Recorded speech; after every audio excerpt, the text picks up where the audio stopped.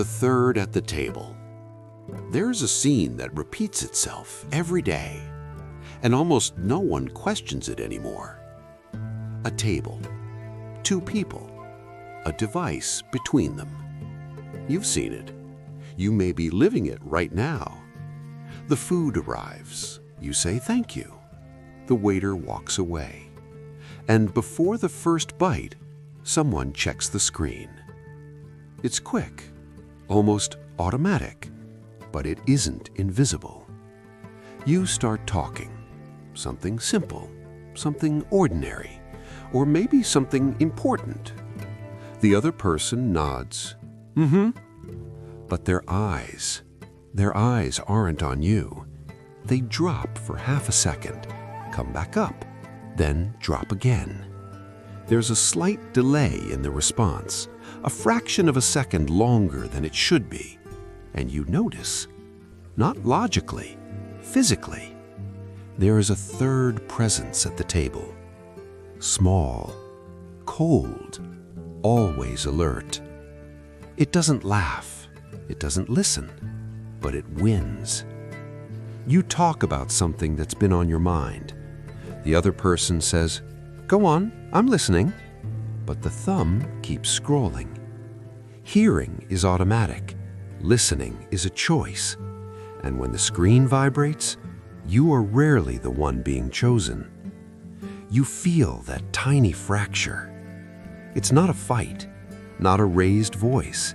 It's smaller than that, more subtle. It's the feeling of competing with a random video, with a notification that could wait, with something that isn't even real. And you lose. The screen almost always wins. We've normalized this. We've turned absence into a habit. We call it multitasking. We call it productivity. We call it staying connected. But there is a more honest word for it: neglect. When you divide your attention, you divide your affection, and no one wants to be loved in fractions. Now imagine something harder. A child speaking with excitement, holding up a drawing, waiting for approval, and you respond without looking. That's beautiful. Without knowing what you're even seeing. In that moment, the child learns something. They learn they have to compete with a screen. And one day, they may stop showing. One day, they may stop calling. One day, they may stop expecting.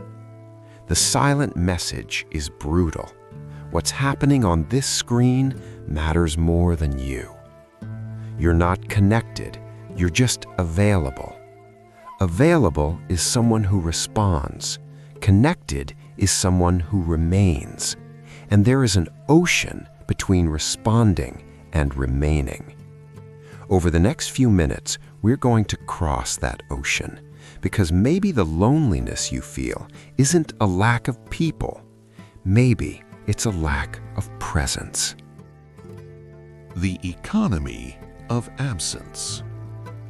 It didn't happen all at once. You didn't wake up one morning and decide, "I'm going to become shallow." It was subtle. First came the promise. You could talk to anyone, anytime, anywhere. It felt like freedom. But freedom without limits becomes dispersion. And your attention was never designed to divide infinitely. Human attention is handcrafted.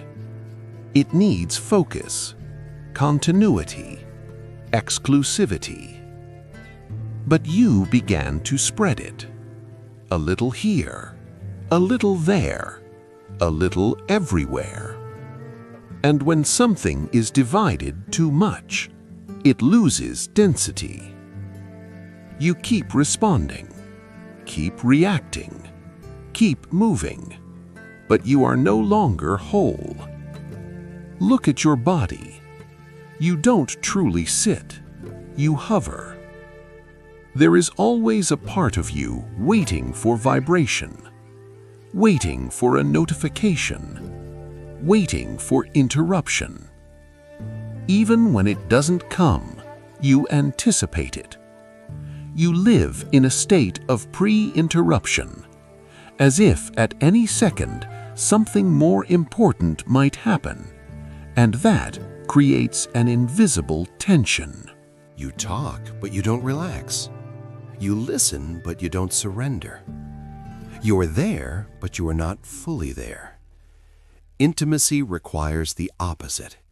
It requires temporarily abandoning the world, forgetting everything else, staying long enough for silence to stop feeling threatening. But you've unlearned silence in the presence of another person. At the first pause in conversation, your hand moves on its own. It's not emergency, it's not urgency, it's habit. It's the fear of missing something. But in trying not to miss what is far away, you begin losing what is close. You've become a distribution center for responses. Your identity became notification. You respond quickly, you react quickly, you're always reachable. But reachability is not presence. Reachability is being open. Presence is being devoted. They are not the same. You can be accessible to 100 people and emotionally absent for one. And that one is the one that matters. You're available to your boss at 10 at night, but absent for the person sitting beside you. Available to the group chat, unavailable to a steady gaze. You can send voice notes, but you can't hold eye contact for more than 5 seconds. And that has a cost. Depth requires exclusivity. You cannot truly know someone while dividing your attention with the world. You cannot truly love someone while keeping a door open to everyone else. Culture celebrates breadth. Talk to everyone, be everywhere, miss nothing. But depth requires loss. Loss of notifications, loss of updates, loss of what doesn't matter. You have contacts, but not witnesses. You have followers, but not someone who sees your flaws unfiltered. You have an audience, but not shelter. And the more you get used to the width of connection, the less you tolerate the slowness of intimacy. Because intimacy is inefficient.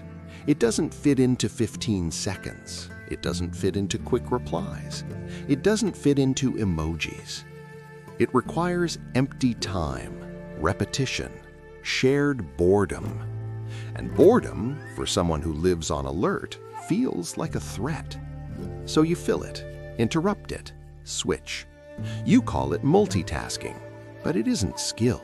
It's fragmentation. You are not doing 2 things at once. You are switching. And with every switch, you lose nuance. You lose the gaze. You lose the subtext. You lose the connection. You are efficient, but efficiency does not build intimacy. Responding quickly is not a love language. It's a reflex of anxiety. And anxiety has never sustained closeness. The real question isn't whether technology did this to you. The real question is this: when did you decide that being everywhere was more important than being whole in one place? Lonely, but not alone. There is a kind of loneliness that makes no noise. It doesn't happen when you're alone. It happens when you're surrounded by people. You're at a party. There's laughter, lights, music. You post a story. Someone reacts. Someone sends an emoji. Your phone vibrates. You feel something close to validation. I exist. But when the screen goes dark, who's actually there? Who knows what you didn't post?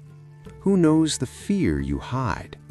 Who sees the exhaustion you filter out? There's a brutal difference between being seen and being known. Hyperconnection gave us an audience, but it took away witnesses. An audience applauds. a witness stays. You can have 5,000 followers and still have no one who knows what you think when the lights go out at night. That's lonely, even in company. You're never without notifications, but you're without depth. Never without conversation, but without real listening. Never without stimulation, but without intimacy.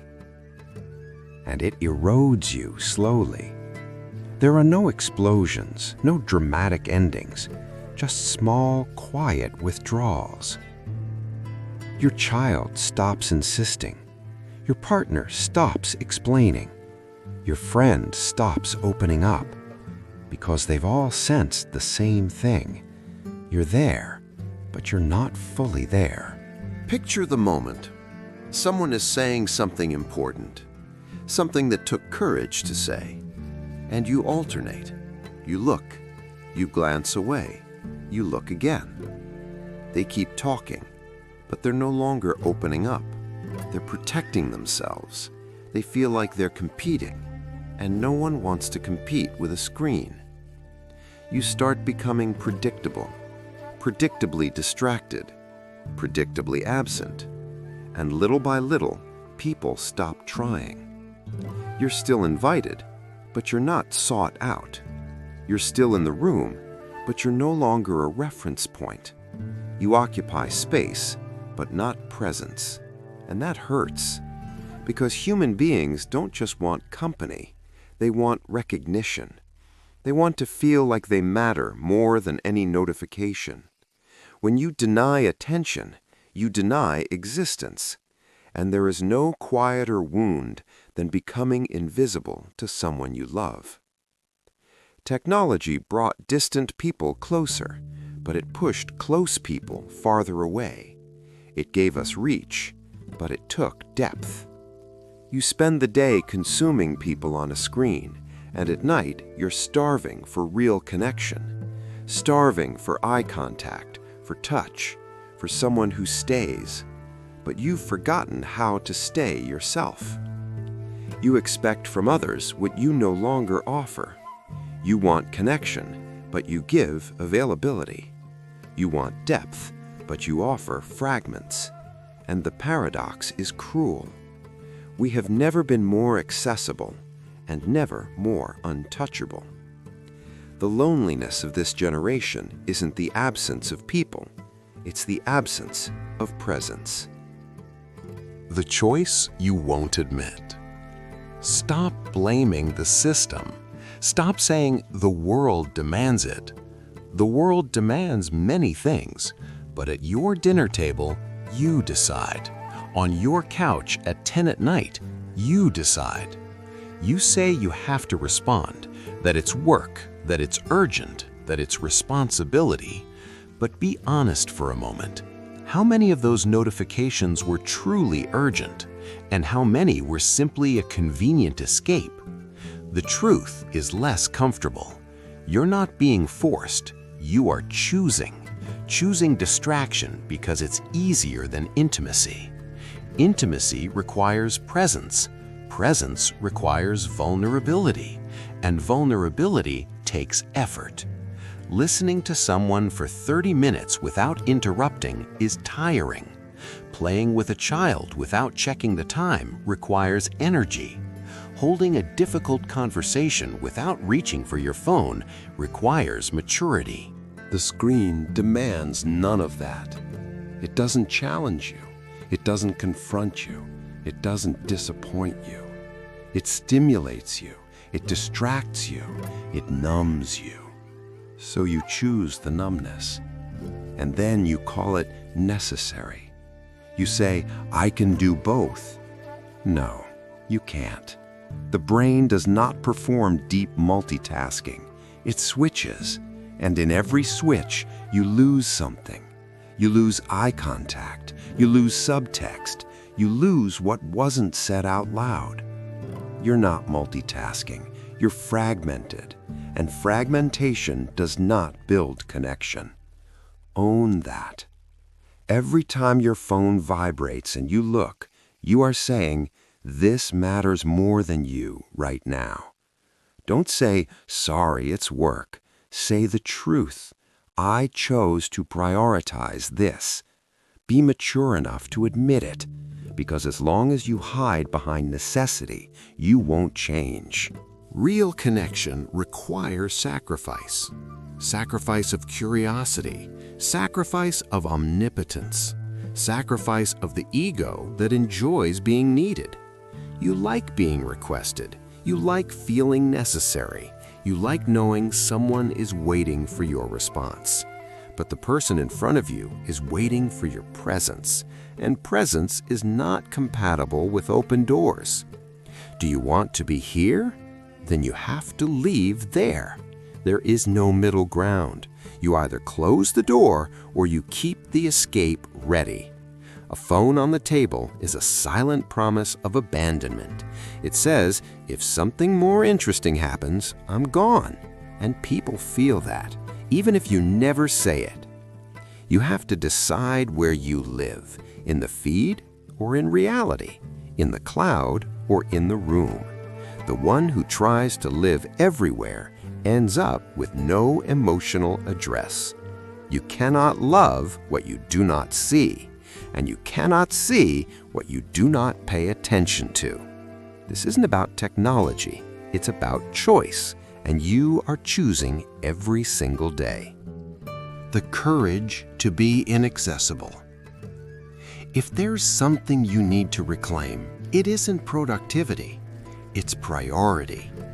Because underneath all of this is one uncomfortable question. Who truly matters? You cannot be fully present for everyone.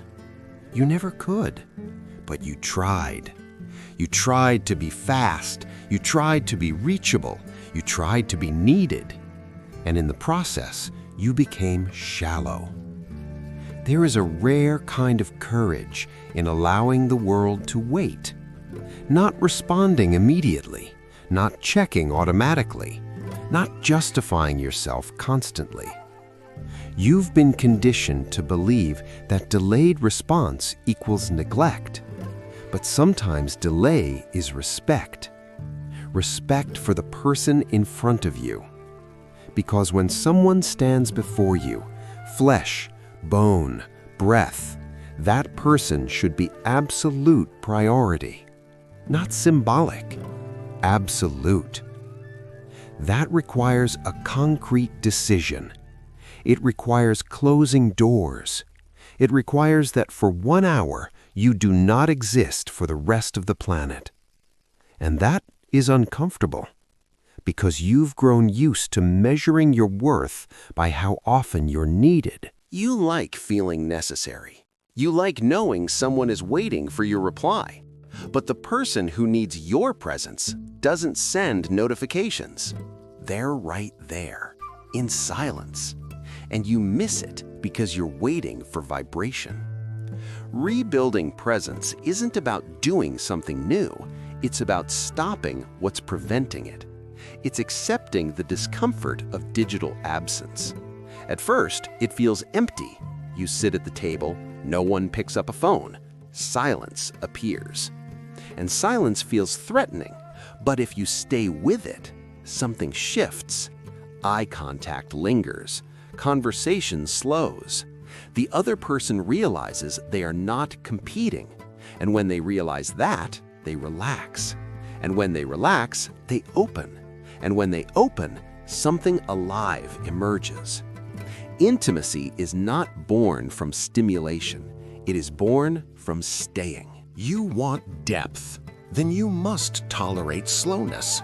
You must accept that real connection is not exciting all the time. Sometimes it's repetitive, sometimes it's ordinary, sometimes it's quiet, but it's real.